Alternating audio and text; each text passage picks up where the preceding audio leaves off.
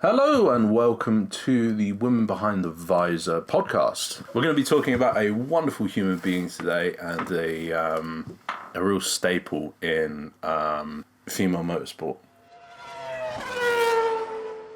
Yeah, so I'm Oliver Hickey and we are joined by Zoe Broad, mastermind of our series. So how's things been going? Mastermind? Yeah. Correct terminology. How's things been going since our last episode? Yeah, I mean, I've started some work on the teaser. So, collating some footage and, picking out clips to use. Obviously, it's all going to be, found footage, so it's not footage we recorded. But it is mainly a teaser for, promotional purposes. So, not such an issue for copyright, I guess. But yeah, that's mainly what I've been doing. I think I'm going to have it done by the end of the year, like I hoped. But at least if I can have some sort of structure or bones to it. Maybe January or February. Yeah, we can be in a good place. But yeah, that's about it, really. Amazing. And when that's ready, we'll post it online to our YouTube channel. Hopefully, yeah. Depending on copyright issues. That's true, actually. Yeah, no, you're quite right. Because, that might... Yeah, I think a little bit of footage you can get away with, but not the whole thing. But we'll certainly be touting it around town for possible collaborators and contributors, and I suppose we talked briefly a little bit off mic about our 2021 plans. It's a very exciting time. Hopefully next year. Hopefully coronavirus will have dissipated, and people will stop getting infected and dying. That would be very nice if we could all get back to normal and be nice and healthy and have some semblance of normality. We were talking briefly about W Series. What did you say about them supporting? They were going to be.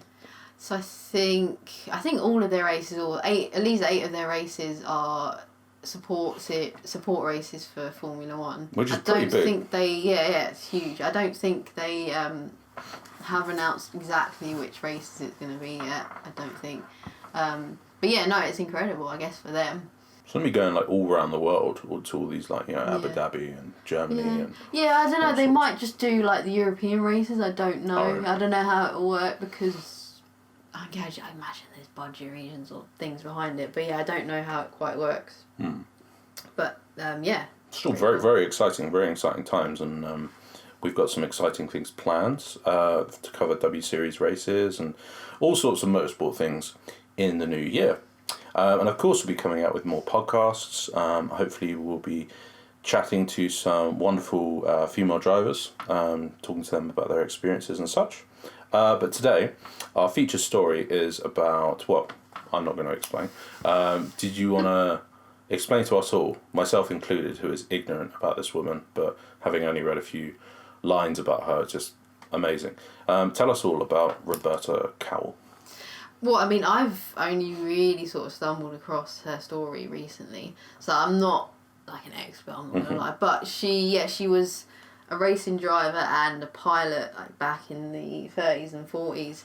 First male to female transgender person, I think, in this country, or had the surgery, basically, male to female surgery in this country. So, that in itself is... That's amazing. An incredible, an incredible thing, incredible, pioneering, or credible pioneer. But I think not only, that, it's also... her life story is pretty incredible anyway. To go from being a pilot in World War II, so she was an RAF pilot in World War II, and I think crash landed in Germany and became prisoner of war. Yeah, and that in itself is an incredible thing to go through. But to obviously come out of that and then go and do what she did is obviously transition from male to female. So was born Roberta Cowell, and I think after the war transitioned. But yeah, I mean, not only that, obviously she was a racing driver. So it was a racing driver when she was Roberta Cowell, and then a racing driver when she was Roberta Cowell. So she raced at, I think, Brooklands and the Belgium Grand Prix. That's amazing. I mean, she's got, obviously, I guess it's quite a complicated story, so it's, even today, I guess, transgender rights are not anywhere near what they should be. But back in like the 30s and 40s, it's like you can only imagine to be the first person to do that. So I think that she was married obviously before she transitioned and had a couple of kids, and once she basically, I think, walked out on them and never saw them again pretty much. I think her kids didn't even know that she died until like they were told by a newspaper like a couple of years after she died. So yeah, it's an incredible story. Like, her life story is pretty incredible. Like, I don't know how there hasn't been like a movie made. I've literally just made a note, Roberta Cowell film. Or a documentary. Like, honestly, there are so many stories I've come across like doing research for this project that are just incredible. Of people who've like overcome so many different things and have been pioneers in so many different fields and have lived incredible lives. And she's another example of it. That's amazing. After the war, when the war ended, what became of her? What did she do straight after the war, or in the years following? So I think she still carried on racing. I think in like the immediate aftermath of the war. But as I said, I think it was by about 1948. So not long after the war, she left. As I said, she left her family because obviously she knew that something wasn't right and she wasn't happy being a man, living as a man. So that's when she left and decided to sort of pursue her options. And I think she met like a doctor who was like also the first person to, I think, transition from female to male in this country or in the world. So through him, she like began her journey into transitioning into a woman. And I think she carried on racing like throughout. I don't know if she raced throughout the period, but she raced, I think, immediate aftermath of the war, and then maybe, I think, took a period away, obviously, to transition, and then came back to racing in the 50s. I think she won the Chelsea Walsh Hill Climb, which was actually, I think, quite a prestigious race, like, back in the 50s. So, yeah, she did have some success. I don't know if she had as much of a like successful career as she hoped for. I think she went like bankrupt at one point with like I think she was setting up like a company or a racing team, and I think it went bankrupt. And I think she struggled financially by the sounds of it in the aftermath. Her death was not reported on at the time. I think it was only reported by like the Independent a couple of years after she died. But at the time it wasn't reported on, even though she was obviously such a pioneer in what she did, not just, I guess, with racing, but obviously with transitioning, from male to female. She was obviously such a pioneer, so for her like death to go completely unreported and to die in like complete isolation, I think it was pretty much no one knew about it. I think there was like a handful of people at her funeral, which is pretty... That's a real shame. Which is, really a shame for someone who's lived, done such incredible things. It's really a shame. But I think... I mean, I guess her story is in some ways it's sad, but in other ways it's like, you look at all the things she achieved and did, she still had an incredible life. She did, I think, release like an autobiography, which would be, I might look that up because it would be quite interesting, I think, to read. So are there any other points of note, do you think, connected to Roberta Cowell in terms of like wider issues of a lack of representation for the LGBTQ plus community in motorsports and sports in general, but we can keep it to motorsport. I mean, it is a big issue, I guess. It's not, there's nowhere near enough gender equality or gender representation in sport at all. But I think the lack of transgender representation is particularly bad. I don't think it's just motorsport. I think generally in sport, I mean, look at the major sports, Formula 1, obviously the major Formula 1 sport, the major motorsport. I mean, there's no one who's not a straight man, basically. there never has, as far as we're aware, there's never been anyone who's not a straight man. Yeah. Or one or two. I think one of the female drivers was actually gay, I think, who raced in Formula 1. And the other one wasn't. It's a pretty poor lack of representation, but it's not the only sport. I mean, football, obviously, another example. I mean, at the moment, there's no one who's openly gay in the Premier League or any of the major, any of the top professional leagues in this country. None of them are open. They probably are. Some of them are gay. You can't. There's thousands of footballers, so there must be, but none of them feel comfortable being open about it. Particularly in men's sports, I think women's sports. I'll get onto women's sports, but I think women's sports are like more accepting. But men's sports particularly really not accepting of even being gay, it seems, but let alone like transgender. I think it's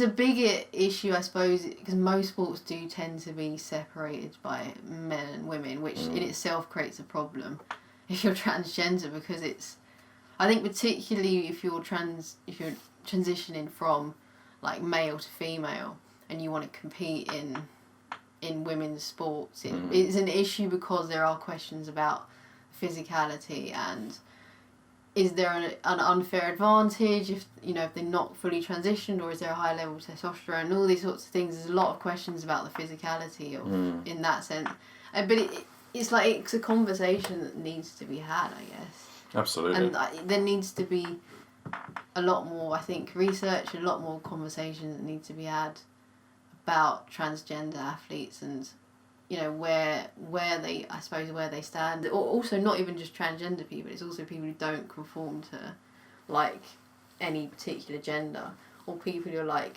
intersex. It's like, where do they stand in amongst that? Does there need to be non-binary people? Does there need to be another category, like a category that isn't men or women? It's another category where it's a little bit more fluid and it's more it caters more to those people and includes those people a lot more. It's a lot more inclusive. Yeah. Like, I don't know. I mean, there's obviously one of the most publicised examples is like Caster Semenya, who's an athlete, a runner, and she was, I think, assigned female at birth, but has like a condition which causes like higher testosterone levels. And there've been a lot of like, and it's really unpleasant. It's like a lot of like, she's had a lot of tests on her to like ascertain her like gender, and she's been like barred from competitions, I think, because she's deemed to have too much of an unfair advantage over like the women that she competes against because of her testosterone levels. And it's like,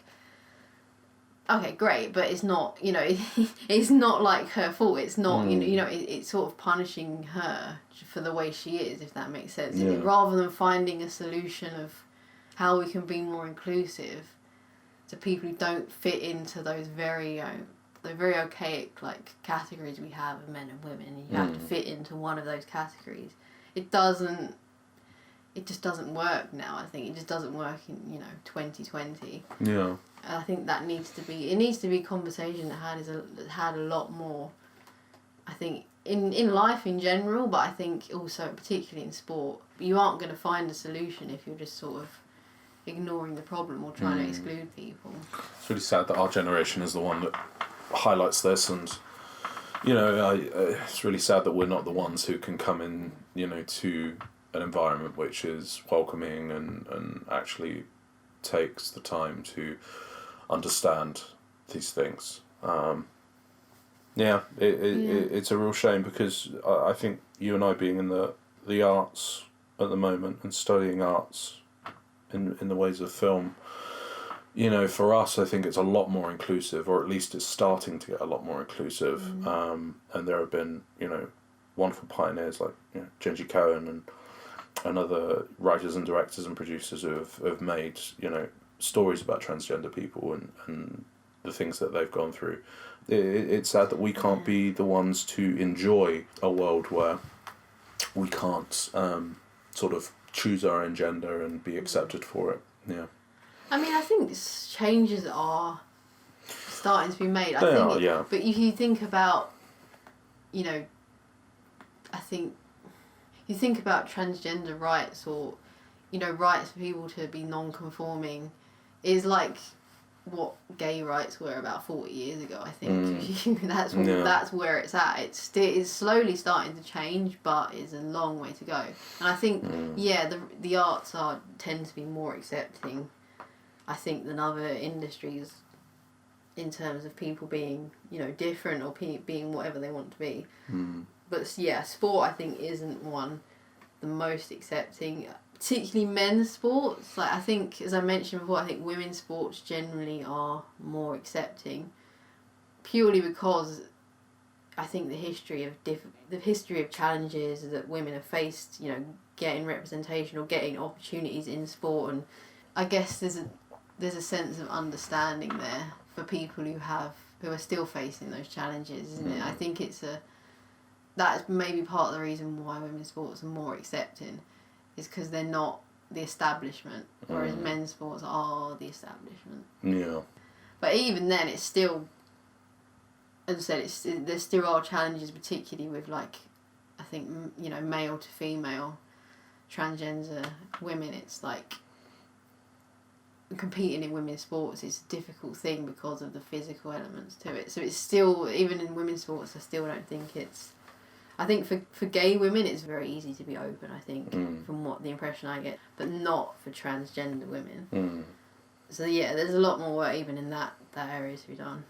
Yeah. I suppose it again goes back to our highlighted amazing lady, Roberta Cowell, who was able to do all these things, you know, and have a life. I'm sure it was a tough life. There's more research to be done, and there's more to be told about her. You know, I'm sure that there's a story there somewhere which we don't know, and I would love to know. Definitely a movie. Yeah. Definitely deserves to have a film made about it. Yeah, but it's good to know that there are people, or there were people like her, and hopefully one day will be again, and maybe are at the moment.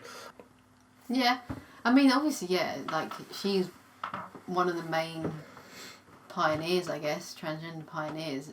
The sad thing is, though, that her story's kind of been forgotten about. That's the really sad thing, and that's the question that it leaves, is why, you know, why has her story been forgotten about? And I think, yes, she was a pioneer, but then you look at the state, or you know, you look at how sport is today, and you think it actually has a lot of her work been forgotten. What do you think? What do you think could be done in terms of representation within the motorsport community? A lot more than at the moment, I guess. Yeah, absolutely. I mean, I don't know. The irony is that I think motorsport actually has the potential to be a very gender neutral sport, because you don't really need to worry so much about the physical differences. You don't really need to have an assigned gender really to race. It's, at the end of the day, a lot of it relies on the car. But it's probably one of the least inclusive and diverse sports there are. So I don't know. I think I don't really know. I don't know what the solution is, but I think there needs to be. I think particularly Formula One. I mean, they've obviously started the end racism campaigns and stuff, and they do seem to be starting to a little bit more involved in, like, obviously they've brought W Series on to supporting their races, so they do seem to be supporting that and doing work there. I think there's a lot more that the FIA can do, so the sports governing body. It's not just, so it doesn't just include F1, it includes all the sports, but it does need to be more inclusive. I think it has the potential to be really, yeah, there's no issues really why, like, in my opinion, there's no issues why people of different genders cannot compete in the sport. It is just very much a closed club. That seems to be the main issue, is creating opportunities for everyone, not just people from, you know, rich white backgrounds. From my viewpoint, having grown up with uncles who watch, and my dad as well, watched, like, motorsport and what's the motorbike one called? MotoGP. MotoGP. They watched all that, and having only seen names like, you know, Michael Schumacher and Lewis Hamilton up on the screen, but then when you and I and our crew, Jacob and Nicole, went to the F4 Media Day up in Derby a fair few months ago, having been up there and seen, you know, you got all these really young, bright lads stood in front of their cars, but you've also got these two amazing women there as well. And seeing them all side by side together and driving together is actually so amazing, because you wonder, well, why isn't this the case? Why can't the W Series drivers just pop in with the F1 drivers, and why can't it just be, you know, a free-for-all. Because, it's driving, Women drive all the time, men drive all the time. There's no difference, like you say, so... Yeah, maybe it's just a lack of role models is one big problem. Yeah. Because, it's the same thing why there probably haven't been so many women getting involved in the sport or girls getting... Because they haven't got any role models and women who've been successful. You've got Megan Rapinoe for football. We need someone. Well, yeah, that's the thing. Football, there's a lot of female footballers now. It's a massively growing sport. But then I guess you've got W Series, haven't you? So I suppose we don't really know yet what the effect of that is on getting girls involved in like karting and stuff. You won't for a few years, really. Yeah. And how far they can go or where it can go, where it can end up. We'll see what happens next year, hopefully. Yeah, they're bigger than ever. They seem to be growing like really fast. Amazing. But yeah. So who are your, do you have anyone in mind or any sort of, any drivers who you'd like to come out on top in the 18 drivers that will be in the W Series to support F1? You got any favourites? You're going to be putting any money down? I'll put money down if you put money down. You put me on the spot. I mean, you wouldn't... It's the beauty of editing. Yeah, I know. Yeah. You wouldn't bet against Jamie Chadwick doing well again. Jamie Chadwick. Obviously she was champion last year. Not last year. Well, yeah, it was last year, but there obviously hasn't been a season this year. You wouldn't bet against her, I guess. So there is Irina Sidorkova, I think, the Russian driver. She's only 17. Oh, wow. So she's, it's her first series in it. So I think she looks pretty good. She was pretty good in the esports series. So you never know. Amazing. But yeah, no, I think there's a few that are back from the first series, like Alice Powell and Vicky Piria, Sarah Moore.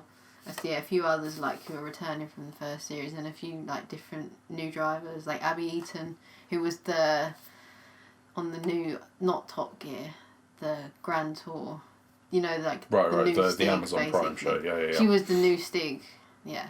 But I think it will hopefully be even more exciting series. Amazing. The first one. Well, we shall be covering it absolutely when it comes round.